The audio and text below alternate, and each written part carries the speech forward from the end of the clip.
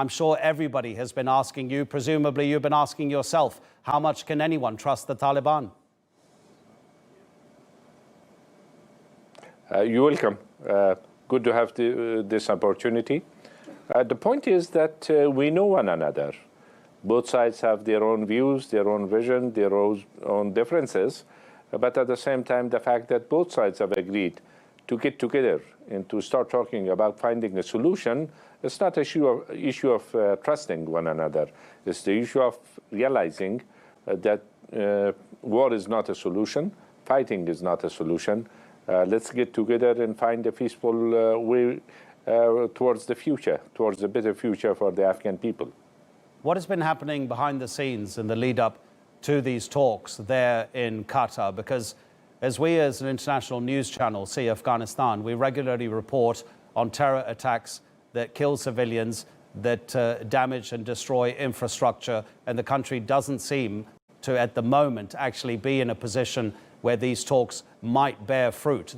That makes us think that possibly, of course, there must have been some kind of movement going on behind the scenes leading up to these discussions. Can you tell us about those?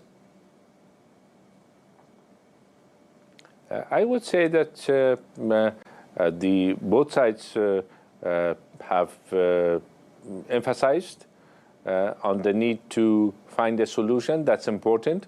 Then, of course, violence in the country, the level of violence has been very high. Casualties from both sides have been very high. And one of our demands, and also demands of all those who spoke on behalf of the host country or the United States or international partners or countries of the region, they all emphasized it's important that we put the issue of significant reduction in violence, humanitarian ceasefire, and later on permanent ceasefire as the first item in the agenda of talks, which today two teams got together and they arranged for their way forward, and from tomorrow onwards they will take up those agendas, including ceasefire. How do you see the desire of the Taliban to have some sort of role in the governance of Afghanistan? Many people have said that actually the group itself is not completely clear how it wants to play a part in Afghanistan's public life, but there is this understanding that there will be some kind of formula that will allow it to play a role in governance. How do you see that? It's important it's important to note that this is the first time that a delegation from the Islamic Republic of Afghanistan and also Taliban movement are getting together, and in order to see what are the signs, what are the obstacles, what are the impediments, bumps on the road, and so on and so forth. We know the complexity of the situation, so we don't want to prejudge it. But as far as the Islamic Republic of Afghanistan is concerned, our delegation is here with full determination to seize the opportunity, to capitalize on it, and to contribute to the success of the negotiations for the sake of the interest of our country. So are you saying that actually you've come into these discussions without any red lines? There may be particular issues that the people of Afghanistan would like to be red lines, for example, women's rights, which have made some significant advances while you have been part of the Afghan government.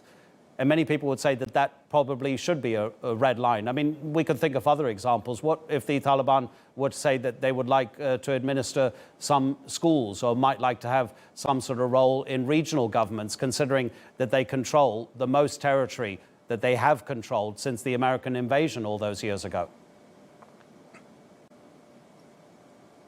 The point is that earlier there was a dialogue between both sides. There were people from Taliban side, there were people from the Islamic Republic, but that was a dialogue sometimes back. A lady who had participated there, a lady, very experienced one from Kandahar province, and she told me that I showed my mobile phone to the Taliban and told him that, look, you have the same mobile phone, mobile set with yourself, and I have it. I have the liberty to listen to Quran in this, or later on to listen to news, or perhaps my son would like to listen to music in the same, and you have the same set, and then you might choose to listen to something else. I cannot impose my views on you. You cannot impose your views on me. Let's find ways to live together without using violence. So that's the idea. Then where to start, how to get to the end state where the country live in peace within and without, and also while maintaining the different views, different way of life that people might, sorry about this, people might think about it. This will depend on the negotiations. As far as our delegation is concerned, they are well equipped, they are well versed about their responsibility, which is important, and I hope that both sides will be able to make it work. If you're saying that the Taliban has reached the point where they are happy not to impose their own philosophies on the people of Afghanistan, that would be a huge shift, because even in that opening statement by their chief negotiator, who was sitting opposite you in that room, he mentioned the emirate of Afghanistan. There's this desire, is there not, from the Taliban to have a certain Islamic element in how the country is run in the future in peacetime. Would your negotiators and the president of your country agree to something like that? The point is that we are also the Islamic Republic of Afghanistan, and in our constitution, the role of Islam is very clear. It's the interpretation that might be different, this side or that side, and that's the point. As I mentioned earlier, how to maintain our different views in competing for it peacefully, that should be what both sides should aim at. Because if any side, if we want to impose our own views on the Taliban, we know that we will not get anywhere. If they want to impose their own views upon the majority of the people, which may think differently from Taliban, but we have a shared value of Islam, Afghan nation, unified sovereign Afghanistan, independent Afghanistan, Afghanistan which will not need presence of foreign troops, can stand on its own feet. These are all shared views, which we should get to those points and take it forward from that point onwards. Regarding foreign troops, are you confident that this is the beginning of the end of the American presence in Afghanistan? How important might those American troops be in further training all the Afghan security forces that have provided such essential work and security to the people of Afghanistan, while not being obviously hugely successful all the time? Everybody understands that in a situation of terror, you can't stop every single attack. But without those Afghan security forces, how much worse could things have been? In other words, are the Afghans ready to stand on their own 2 feet in terms of security?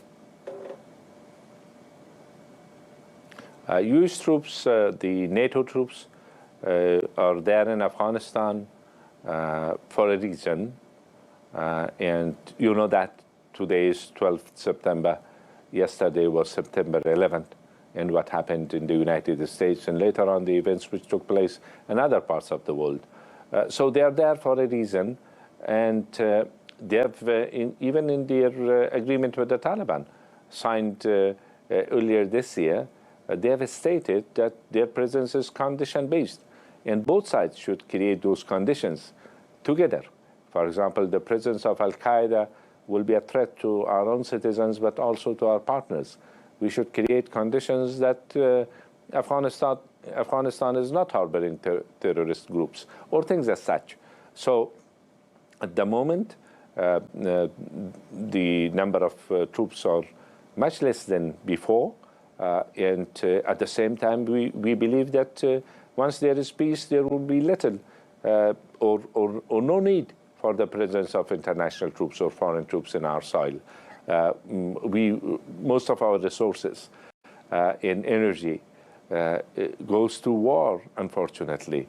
And it has been 42 years since the losses of our people because of the start of the war and continuation of it, in one way or another has continued. And we have a shared responsibility. It's not one side to decide about it. And I'm sure that the whole nation will be happy to live in peace conditions and rely on our own feet as far as the security and defense of the country is concerned. Do you think you can persuade the Taliban to take up that fight against groups like Al-Qaeda and Daesh in Afghanistan? There have been clashes between Taliban and Daesh in the past.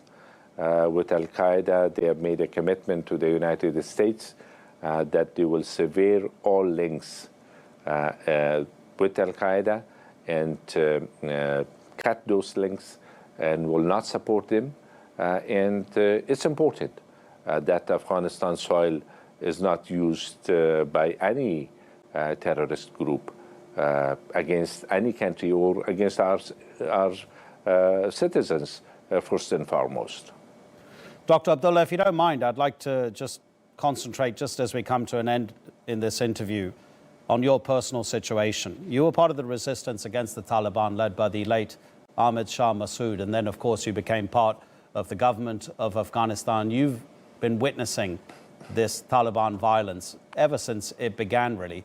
How did you feel this morning in Doha when you walked into that room and met these people who have ordered the killing of so many people? I mean, it's very difficult to get an exact number, isn't it? But about 150,000 at least have died. That includes troops, also terrorists and other people who have been fighting against the government, but mostly, of course, civilians. How did you feel at that moment?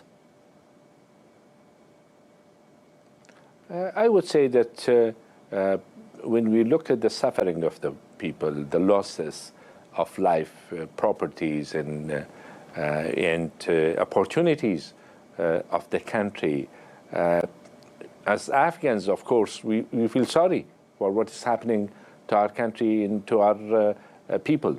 And what is the solution? Is it continuation of the war? Absolutely not.